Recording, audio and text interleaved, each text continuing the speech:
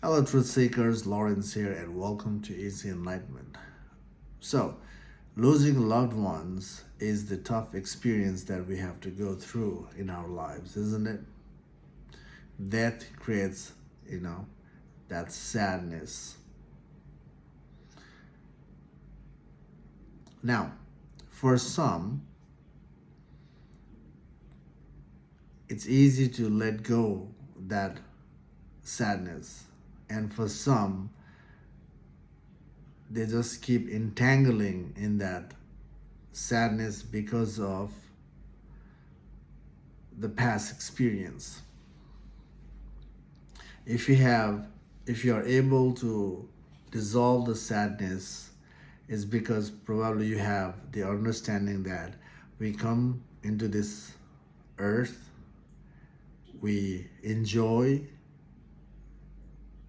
when we are alive, including the conflict, fear, and eventually we have to go. This body gives up. And if you have this understanding, then it's easy to not to involve in that mental and emotional drama when we lose someone. And when this understanding is not there, then it's easy to, you know, dive into that emotional construction and end up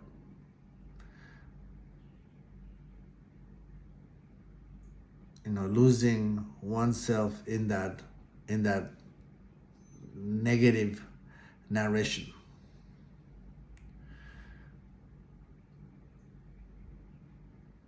And the reason to dive into that negative narration lost in that uh, drama of losing someone is because the person has created so much experience, so much memories with the person.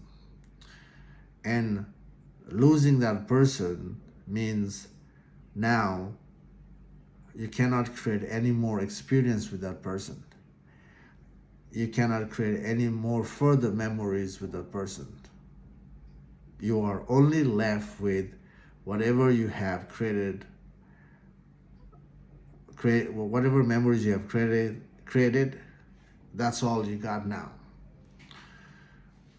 So there's no person to have fun with you.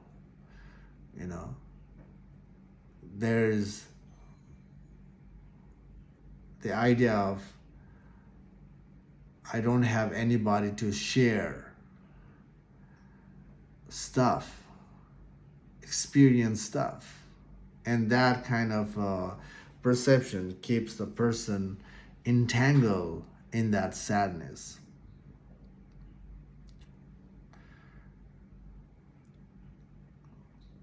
Eventually, the person will, break out of that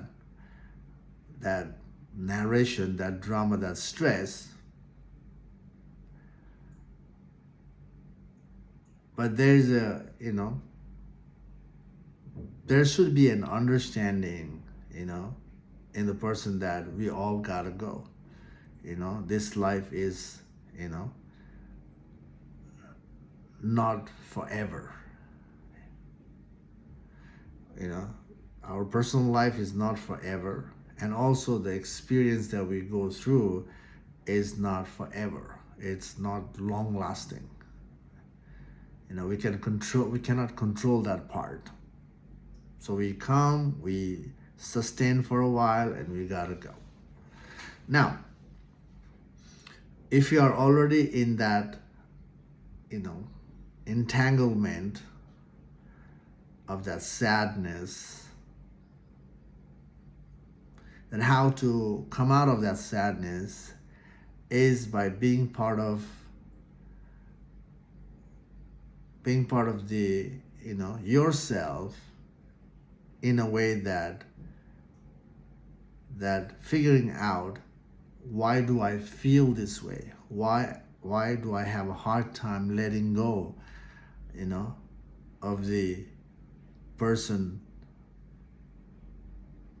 from my head, and especially why the memories are pulling me and anchoring me in that mental trauma.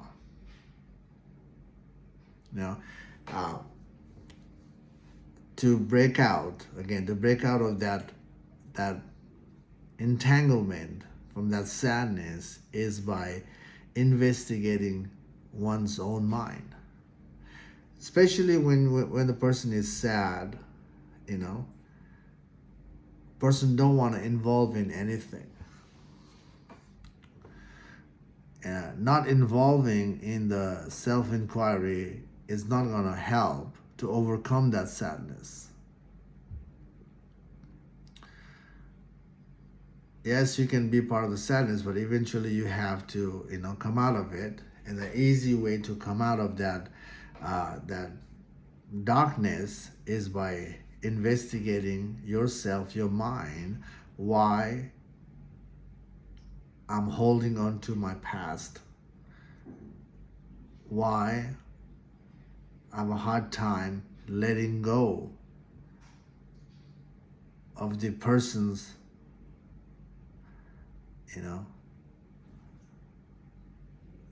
that memory, that experience from my life.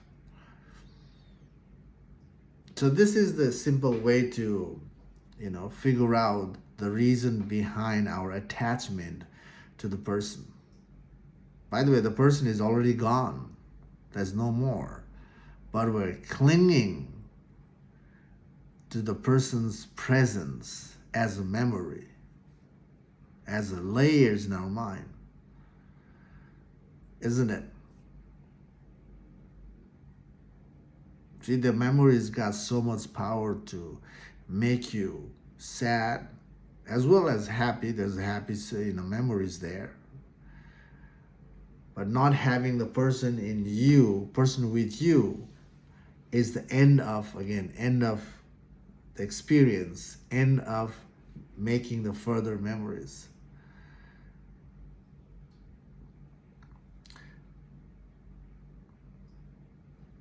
The attachment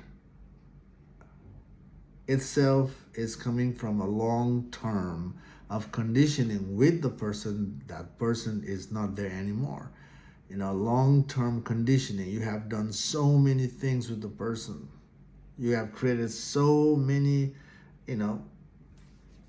layers. And suddenly that person is not there. Then it's a struggle. So if you are in that phase again, it's okay to have that, grace period, to be quiet, to figure out things. After that, if you can break out of that space, then that's the sign that you are heavily attached to the person and the memories.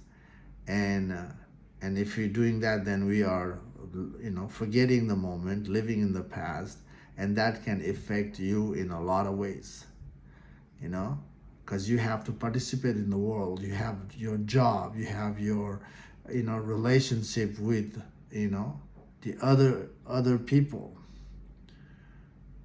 So that you have to put yourself in different places.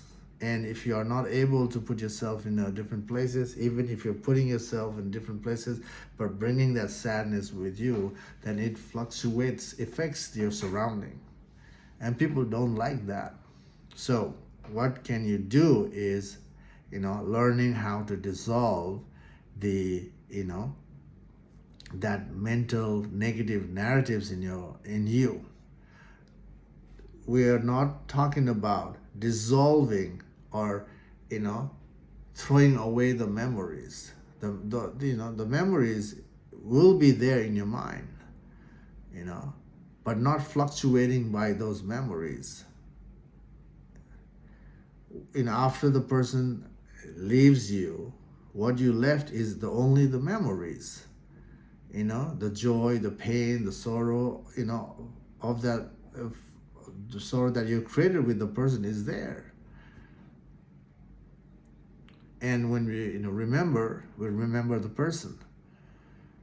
But if you're affected by it, then we must learn to understand oneself, so we don't have to get fluctuated by the emotional construction, the mental construction, the psychological construction.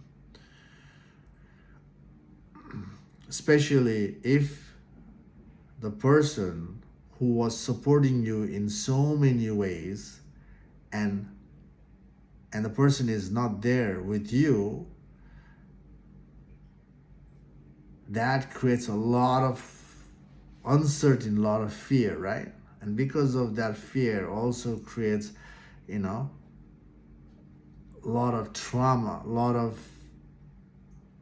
sadness, but no matter where you're feeling tremendous fluctuation or just the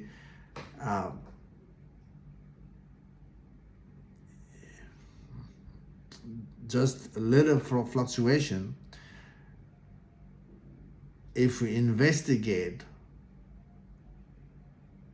on ourselves, why am I fluctuating, then we can figure out the reason for our fluctuation.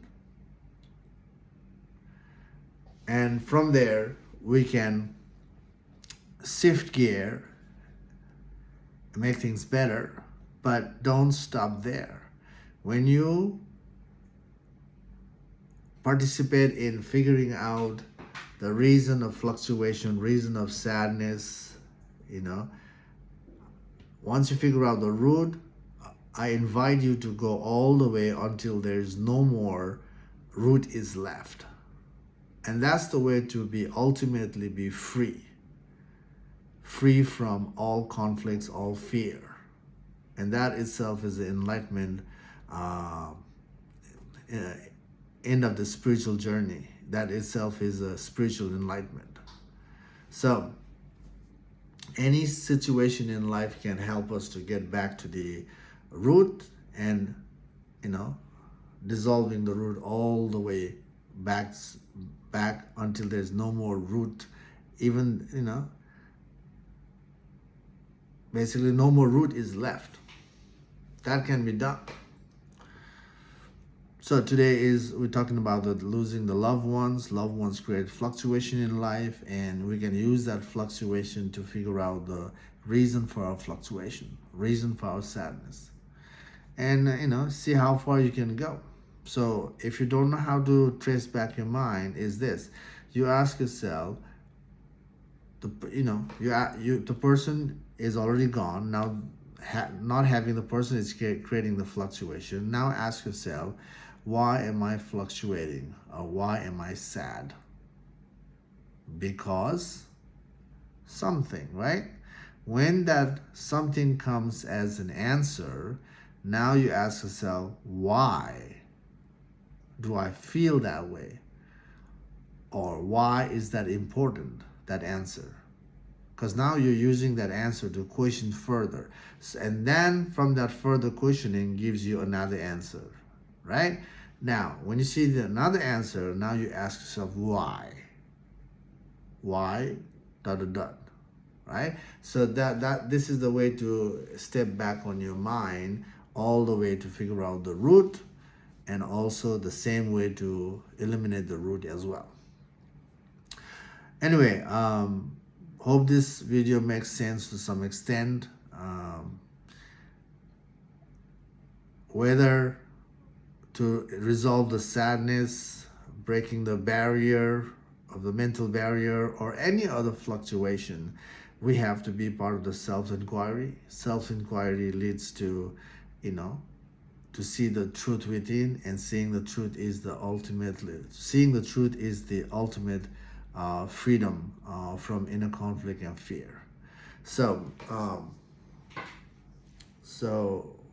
whether you're looking for the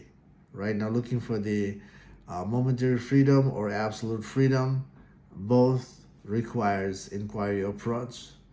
And once you build up the good foundation, then that good foundation, the self-inquiry, will help you to figure out the absolute freedom as well. You can start with the relative freedom, but that process will inspire you to be part of the, you know, the ultimate freedom as well. Anyway, thanks for watching this video. Take care for now. See you in the next video. Bye.